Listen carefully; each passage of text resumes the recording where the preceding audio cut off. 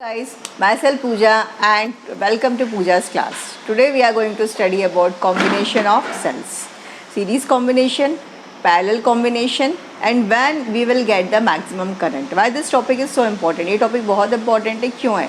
इसका डेरिवेशन इतना इंपॉर्टेंट नहीं जितना कि न्यूमेरिकल्स में इसका यूज़ होता है, ठीक है. But once you will understand the concept then you can apply this concept easily in solving numericals, ठीक है. तो इस पे बेस्ड न्यूमेरिकल्स ज़्यादा पूछे जाते हैं बोर्ड एग्जाम्स में. एनसीईआरटी के भी कुछ क्वेश्चन है that we are going to discuss, clear. But first of all we should know the concept, clear. So the first topic which we are going to study is series combination of cells, clear. अगर n number of cells जो है end to end connected है, you know ना, series combination मतलब होता है and से and में अगर हमने कनेक्शन किया है तो. And this is the external resistance that is R. अगर n नंबर ऑफ सेल्स है तो इंटरनल रेजिस्टेंस भी कितना होगा, NR, clear. Now we know that if n number of cells are there then the total EMF हम निकालेंगे. Total EMF, तो total EMF कितना हो जाएगा, n टाइम्स किसका, E का. और E आप ऐसे लिखेंगे, कैपिटल भी लिख सकते हैं, clear. In that manner also you can write. अब इंटरनल रेजिस्टेंस जो है टोटल रेजिस्टेंस कितना हो जाएगा, कैपिटल R. एक तो एक्सटर्नल रेजिस्टेंस जो हमने कनेक्ट कर रखा है वो इसके साथ सीरीज में है और कितने नंबर ऑफ सेल्स है, n इंटू R. तो टोटल रेजिस्टेंस कितना हो गया हमारा, R प्लस NR, क्लियर. अब हमें ओम्स लॉ से पता है V is equals to IR होता है. तो V इज इक्वल्स टू, पहले जो ओम्स लॉ का फॉर्मूला है that only I am writing, मैं वही लिख रही हूँ सर, ठीक है. V is equals to IR, हमें यहाँ से I निकालना है. तो I इज इक्वल्स टू क्या हो जाएगा, V अपॉन R. लेकिन हमारे लिए यहाँ पर V जो है वो क्या है, EMF ऑफ द सेल. कितने नंबर ऑफ सेल्स है, N cells, N into E divide by हमारे लिए रेजिस्टेंस, टोटल रेजिस्टेंस है R प्लस NR, ठीक है. अब 2 केसेस आर देयर, इसमें 2 केस आपको मिलेंगे, ठीक है.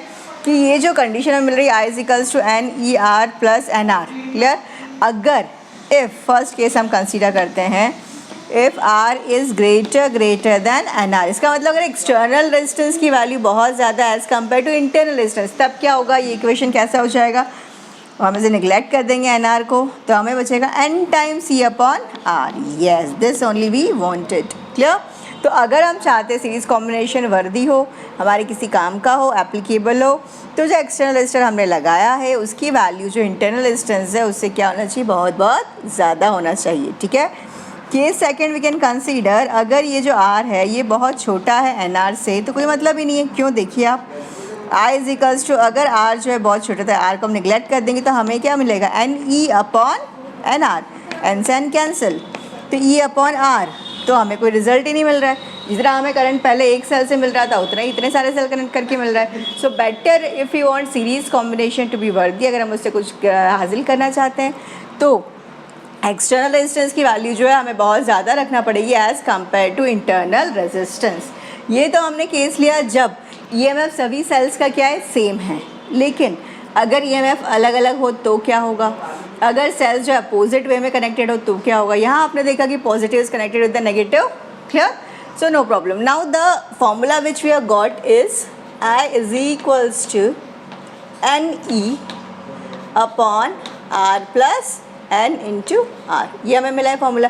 अगर अब सिर्फ इतने सारे सेल्स की जगह सिर्फ 2 सेल्स ही कनेक्टेड है, how many cells are connected, let us suppose that only 2 cells are connected but not the N cells. कितने सेल्स कनेक्टेड है, 2. और इनका EMF हम मान लेते हैं E1 और E2, ठीक है. Let the EMF B E1 और E2 and the internal resistance भी R1 and R2. So this equation then will become NE, ठीक है.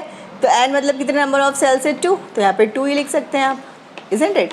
या फिर अगर इनका EMF अलग अलग है जैसे हमने अभी लिया है, so you will be writing E1 plus E2, external resistance वही है हमारा, प्लस N की प्लेस पे आप क्या लिखोगे यहाँ पे, R1 plus R2. I think it is clear. अगर EMF अलग अलग है तो NE नहीं आएगा, फिर वो जो EMF की वैल्यूज़ है वो ऐड हो जाएंगे एज इट इज़, ठीक है. Internal resistance will also get add up as it is. Now if the cells are connected in opposite sense, opposite sense का मतलब प्लस माइनस, फिर प्लस नहीं, फिर minus plus, let this be E1 and let this be E2. अगर ऐसा connected है, ठीक है, नेगेटिव से नेगेटिव कनेक्टेड है, पॉजिटिव से नेगेटिव कनेक्टेड नहीं है, तो जो उनका EMF है, नेट EMF, वो सब्ट्रैक्ट होगा, माइनस होगा, ठीक है। तब जो आपका फॉर्मूला है वो क्या हो जाएगा, E1 minus E2 upon R plus R1 plus R2। So I think it is clear, it will help you in solving numericals, ठीक है। तो अगर अलग अलग EMF है सेल्स का, और आपको ये भी देखना होगा बच्चों कि जो सेल्स है वो कैसे कनेक्टेड है, पॉजिटिव नेगेटिव से है या नेगेटिव नेगेटिव से है, ठीक है। अगर पॉजिटिव नेगेटिव से तो no problem, E1 plus E2 simply हो जाएगा। लेकिन अगर नेगेटिव नेगेटिव से कनेक्टेड है या पॉजिटिव पॉजिटिव से कनेक्टेड है, then what will happen, E1 minus E2, तो नेगेटिव साइन आएगा यहाँ पर, पॉजिटिव अगर पॉजिटिव नेगेटिव से है। लेकिन अगर सेम है साइन, सेम टर्मिनल्स आपस में कनेक्टेड है, तो जो साइन है वो क्या होगा, सब्ट्रैक्ट होगा। उनका जो EMF वो ऐड नहीं होगा, EMF क्या हो जाएगा फिर, सब्ट्रैक्ट, क्योंकि वो एक दूसरे की EMF को क्या करेंगे, oppose. Clear. Now will study about the parallel combination of the cells. अब हम पैरेलल कॉम्बिनेशन देखते हैं सेल्स का। क्लियर।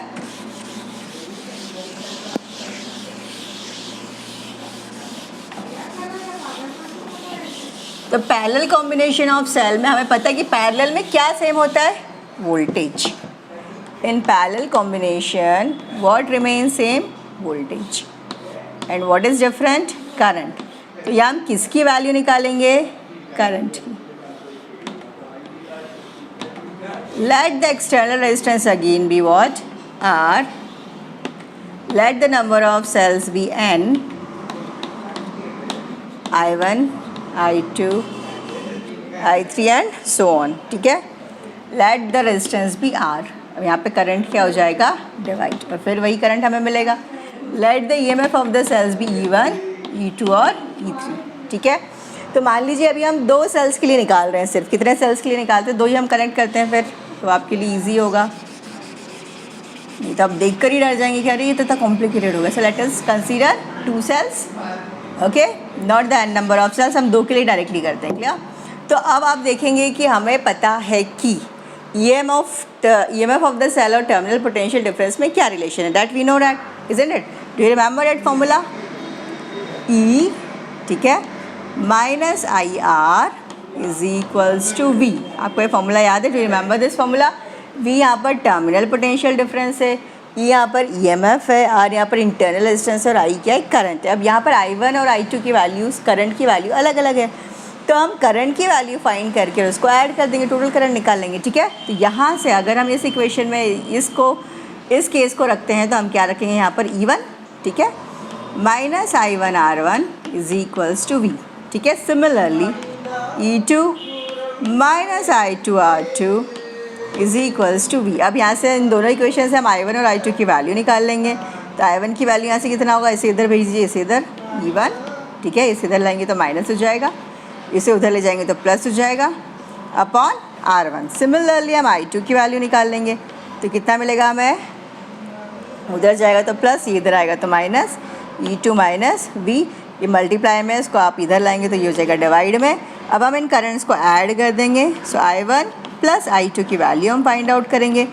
तो हमें मिलेगा E1 minus V upon R1 plus E2 minus V upon R2। वैसे लिख सकते हैं E1 minus V upon R1 plus E2 minus V upon R2, ठीक है। तो अब हम क्या करेंगे, ये जो वैल्यूज़ हैं हम इसमें कुछ थोड़ा सा इस इक्वेशन को और अच्छे से लिख सकते हैं और सिंप्लीफाई करके लिख सकते हैं, अदरवाइज़ वहाँ तक भी ठीक है अगर आपने किया है तो। टोटल करंट हमें मिल चुका है यहाँ से, so total current is equals to E1 plus E2, ठीक है। E1 के अपॉन में क्या था, R1, और E2 के अपॉन में क्या था, R2। माइनस कॉमन ले लेते हैं, ठीक है, तो माइनस V भी कॉमन ले लेते हैं, तो क्या बचेगा हमारे पास 1 अपॉन R1, ठीक है, प्लस 1 अपॉन R2। क्लियर। अब हम लोग क्या कर सकते हैं, we can take the LCM, तो हमें मिलेगा E1 R2 plus E2 R1 upon R1 R2, right. हमने एलसीएम ले लिया, और इसे भी आप क्या लिख सकते हो, इसे ऐसे ही रहने दीजिए, या फिर आप इसे सॉल्व करोगे तो you will gate R2 plus R1 upon R1 R2, ठीक है। अगर मैं इसे आइडियल इक्वेशन से कंपेयर करूं, क्लियर, तो मेरे पास किसकी वैल्यू मुझे मिल चुकी है, E, क्लियर, और किसकी मिल चुकी है, इंटरनल रेजिस्टेंस की वैल्यू। तो टोटल ईएमएफ जब मुझे पैरेलल कॉम्बिनेशन के लिए निकालना होगा तो I will be using the formula E1 R2 plus E2 R1 upon R1 plus R2, ठीक है। और जब मुझे टोटल रेजिस्टेंस निकालना होगा, इंटरनल रेजिस्टेंस पैरेलल कॉम्बिनेशन का, तो मैं इसे ऐसे निकालूंगी R1 plus R2 upon R2 R1। I think it is clear. तो अगर पैरेलल कॉम्बिनेशन होगा तो you have to remember the formula, clear, कि E1 R2 plus E2 R1 upon R1 plus R2, और टोटल इंटरनल रेजिस्टेंस अगर आपको निकालना है सो पैरेलल कॉम्बिनेशन में होगा, इसलिए R1 plus R2 upon R1 R2। I think it is clear to everyone. ये अगर हमारा डिफरेंट ईएमएफ होगा तो ऐसा होगा, clear. If the EMF of the cells are different तो इंटरनल रेजिस्टेंस भी क्या होगा, अलग अलग होगा। और अगर पैरेलल कॉम्बिनेशन होगा so in this manner you will get, ठीक है। अब अगर n number of cells connected होंगे तो कैसा होगा, that we are going to study. I think it is clear. अगर 2 सेल्स हैं तो हम टोटल ईएमएफ निकाल सकते हैं E1 R2 plus E2 R1 upon R1 plus R2, और टोटल रेजिस्टेंस हम निकाल सकते हैं 1 upon R1 plus 1 upon R2। क्यों? क्योंकि पैरेलल कॉम्बिनेशन है, ठीक है। अगर n number of cells connected होंगे then the formula will remain the almost same, only थोड़ा सा डिफरेंस आएगा। जैसे E1 R2 plus E2 R1 है तो n टाइम्स हो जाएगा, क्लियर। सिमिलरली जैसे ये आपने यहाँ पे किया, इसमें चेंज आएगा आपको जब आप पैरेलल कॉम्बिनेशन निकालोगे और n नंबर ऑफ सेल्स होंगे, ठीक है। तो जो इंटरनल रेजिस्टेंस का फॉर्मूला है that will change, that is going to change, and how it is going to change I will show you. अगर हमारे पास अब n नंबर ऑफ सेल्स हैं तो जैसे अभी 2 सेल्स थे, अब हम मान लेते हैं कितने नंबर ऑफ सेल्स हैं, n number of cells. So if there are n number of cells, then what will be the formula that I am going to tell you? ये जा रहा है n times, ठीक है, और ये आपका external resistance है। So if this is your external resistance और ये कितना है, n times, and let this be E, clear? Let the EMF of all the cells be what? E, E and E only, ठीक है। So it will not become n times of E, ठीक है। लेकिन जो आपका ये है internal resistance है, ये R और R है मान लीजिए, ठीक है। तो मुझे निकालना है 1 अपॉन R डैश, फॉर्मूला लगाएंगे अपन, तो ये n टाइम्स हो जाएगा किसका, 1 अपॉन R का, अगर n नंबर ऑफ सेल्स हैं तो, ठीक है। तो R डैश जो है मुझे, R डैश जो मुझे यहाँ से मिलेगा वो हो जाएगा R upon N, R upon N। तो अब जो टोटल रेजिस्टेंस है वो क्या हो जाएगा, capital R plus R upon N, और total EMF will remain E only. Total EMF सिर्फ क्या रहेगा, E, लेकिन जो टोटल रेजिस्टेंस है उसमें हमें क्या मिलेगा, चेंज, ठीक है। So we know that V is equals to IR, V is equals to IR। हाँ पापा, क्लास चल रही है, मम्मी की थोड़ी देर से फोन लगा था। ठीक। टोटल करंट है वो कितना है, I1 प्लस I2, तो उसको हमने टोटल करंट को I मान लिया, और रेजिस्टेंस जो है वो कितना है, R प्लस R डैश, ठीक है। तो यहाँ से हमें मिलेगा I is equals to E upon R plus, ठीक है, वो R डैश, और R डैश की वैल्यू कितनी, R अपॉन N। तो आप इसको सॉल्व करो तो कितना मिलेगा आपको, NE upon NR plus R, ठीक है। तो इसमें भी आप केस देख सकते हो। फर्स्ट, अगर ये जो इंटरनल रेजिस्टेंस है ये बहुत बहुत बड़ा है, एक्सटर्नल रेजिस्टेंस है ये बड़ा है, ठीक है, तो इसे हम इग्नोर कर देंगे। तो हमें जो टोटल करंट है वो कितना मिलेगा, किसे इग्नोर करोगे आप, R को इग्नोर करोगे, तो NE upon R, this only we wanted, ठीक है। लेकिन अगर ये जो कैपिटल R है ये छोटा है स्मॉल r से, तब जो हमें करंट मिलेगा वो मिलेगा हमें NE अपॉन NR, ठीक है। NE पहले हमने किसे नेगलेक्ट किया था, कैपिटल R को, अच्छा अब हम किसे नेगलेक्ट कर रहे हैं, स्मॉल r को, ठीक है। तो स्मॉल r को नेगलेक्ट करोगे तो n से n क्या हो जाएगा, cancel, so this is not of any use, ठीक है। तो इसका मतलब ये हुआ कि अगर हम ये चाहते हैं कि हमें जो है करंट की वैल्यू मैक्सिमम मिले from the parallel combination, then जो एक्सटर्नल रेजिस्टेंस है उसकी वैल्यू हमें कम रखना होगी as compare to internal resistance. While in series combination इसका अपोजिट था, सीरीज़ में हमें इंटरनल रेजिस्टेंस की वैल्यू कम रखना है और पैरेलल में हमें इंटरनल रेजिस्टेंस की वैल्यू ज़्यादा रखना है, Clear? Understood? So thanks for watching. We'll continue in the next video.